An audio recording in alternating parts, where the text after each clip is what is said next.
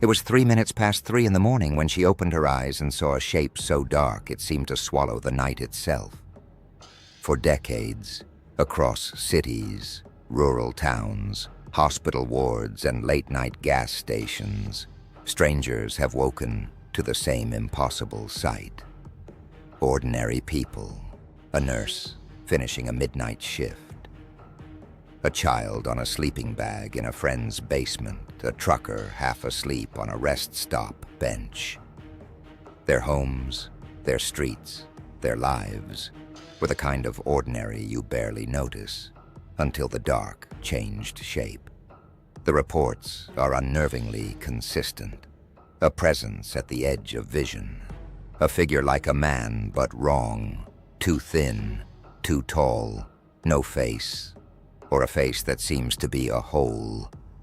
Heat drops, a pressure on the chest that pins you to the mattress. Footsteps that stop when you turn your head. Curtains drifting, though there is no breeze. The most common moment is twilight or the hours just before dawn. The mind balanced on waking and dreaming.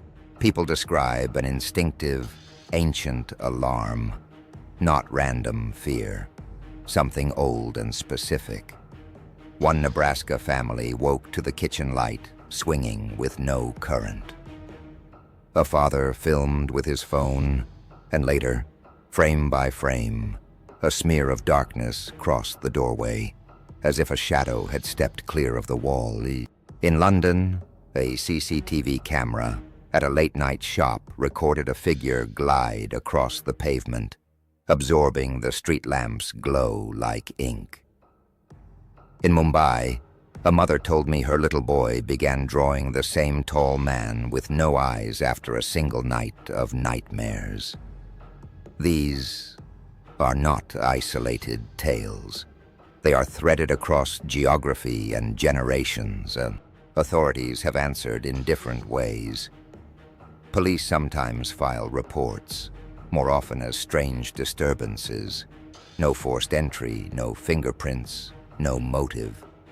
Paramedics have recorded elevated heart rates and stress-induced tremors in witnesses.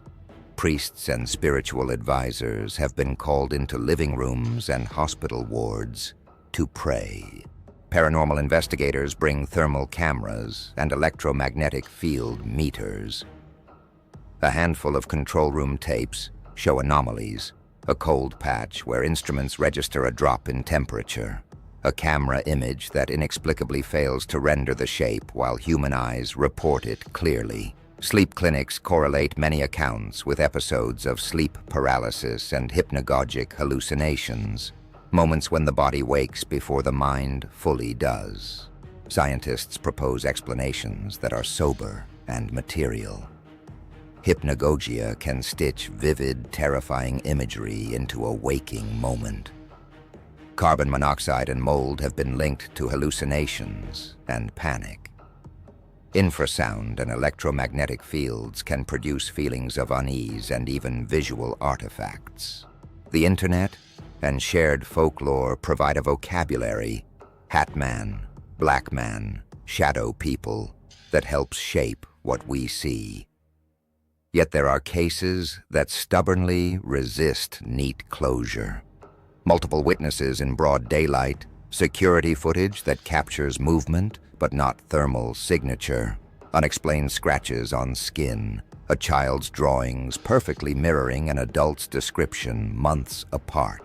Other voices offer another weight. Folklorists point to a long human history of shadowy visitors, from night hags and wendigos to ancestral spirits. Some researchers, those who have listened to hundreds of testimonies, speak in careful tones about recurring gestures and consistent timings, as if something recurrent is at work. A few practitioners propose a hypothesis that sounds like a science fiction patience.